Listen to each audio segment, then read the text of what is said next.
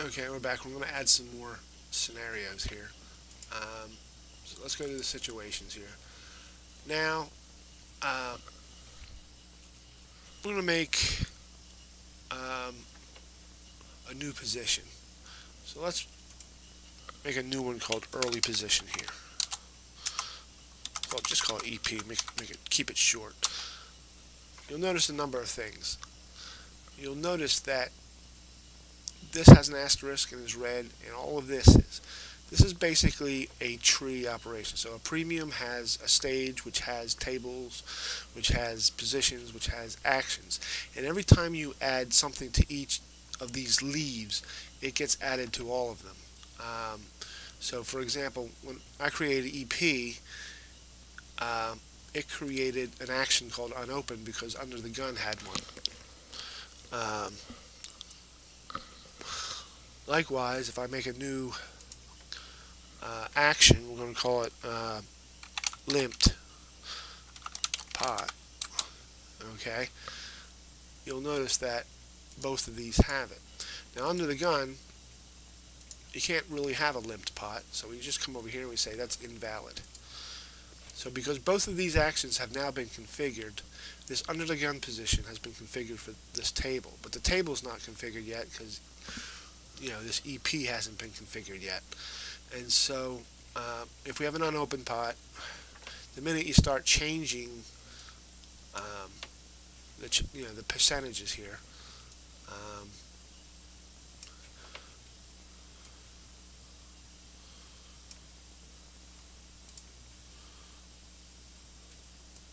you will, they'll start to become grayed out. So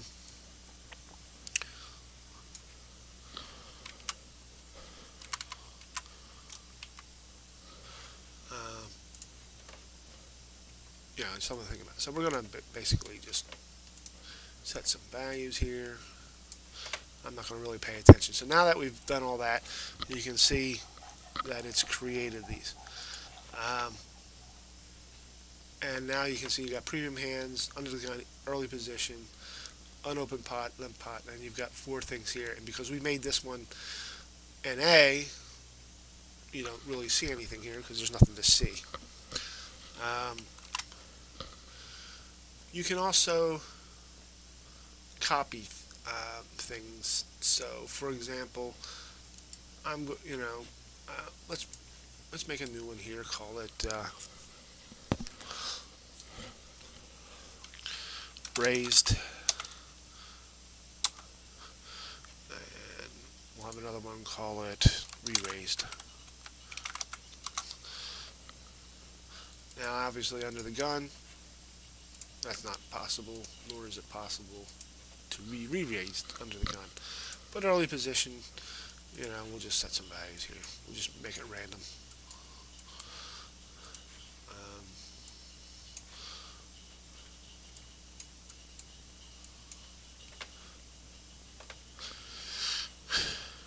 And as you can see, this is now getting bigger. You'll see there's a fold there because, well, we actually have fold percentages for some of these things.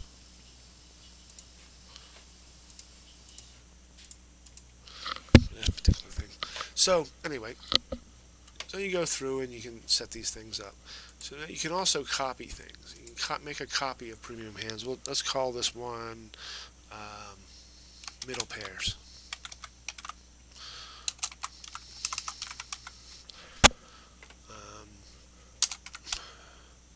Sevens to jacks.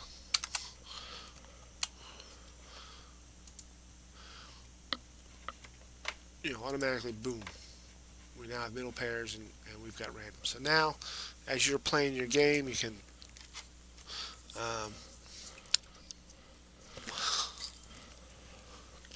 quickly see how things are going. So I'm going to make a copy of that, call it middle position.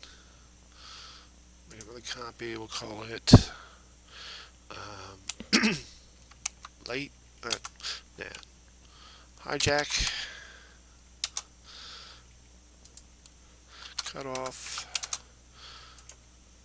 button, small blind,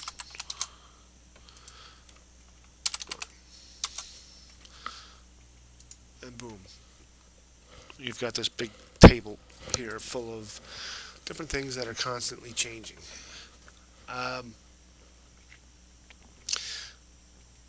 You may not want to do all this because the idea is to sort of keep this next to your table play and be able to glance at it.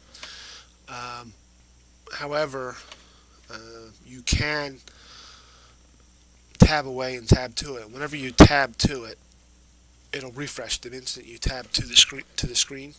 So you can have the tables to it, and if you want to make a decision, you just tab back to that, make it look at your decision, and then tab back. That way, you can put more information and have it in the background if you'd like. But that's the basic idea behind this. Now the idea of we've got early stages. So let's call this one. Let's make a copy. We'll call this shorthanded, and we'll create another one here. We'll call it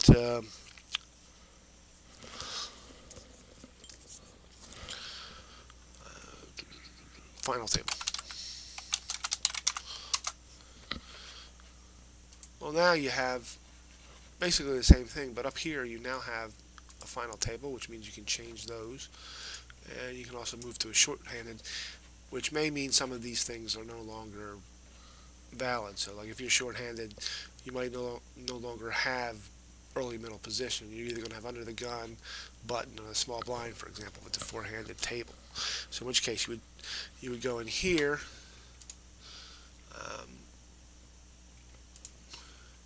So you're at the final table, you're shorthanded. You're either under the gun, there is no early position, so you just make that invalid.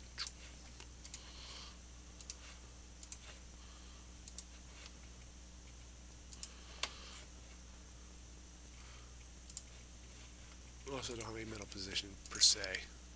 It's a four-handed table. In fact, let's rename that.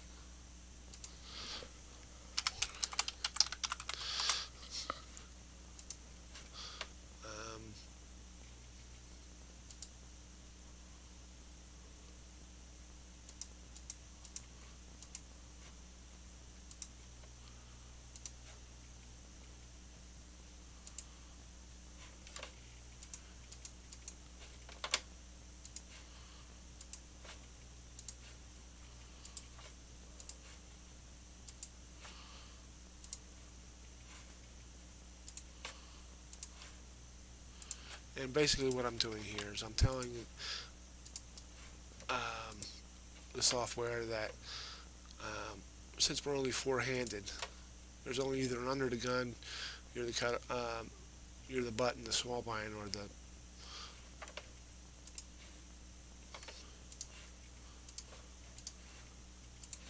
big blind.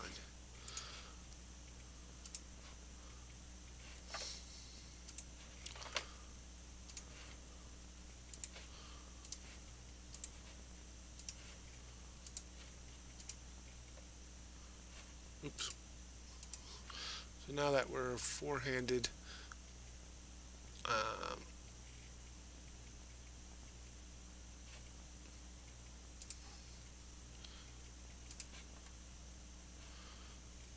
premium hands, four-handed.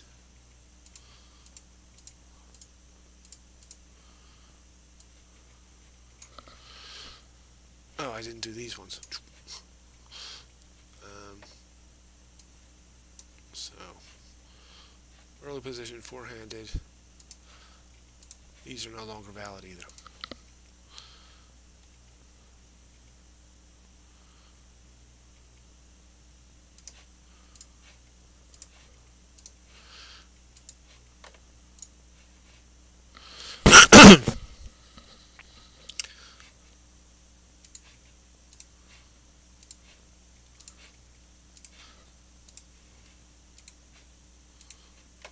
so basically you get the idea.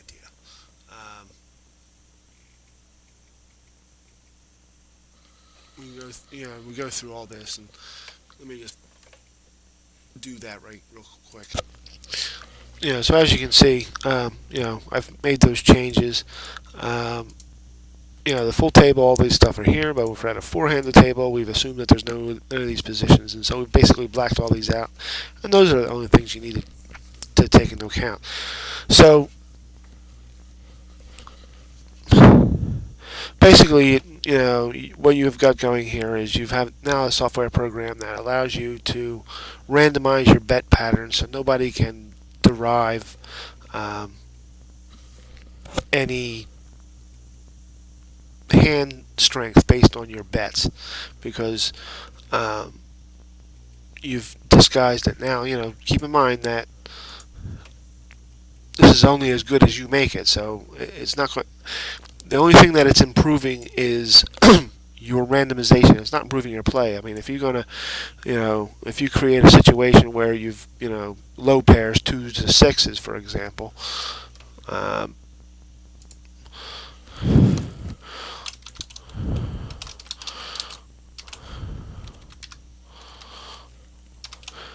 you can create that, and if you've got shoves in here a lot, it's not very good play, right? So,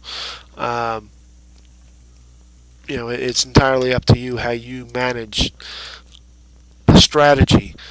But at the end of the day, the strategy is going to vary depending on what type of game you're playing. So you might want to create one of these for a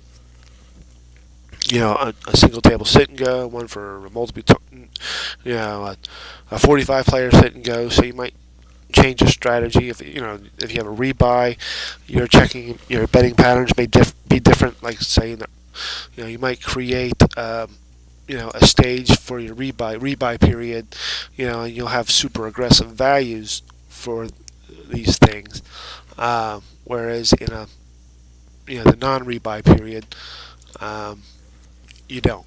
So, something to think about. Let me see, if you have any ideas about what I could do to improve this program, if there's anything you like, what you don't like. I'd like your comments on it. Thanks.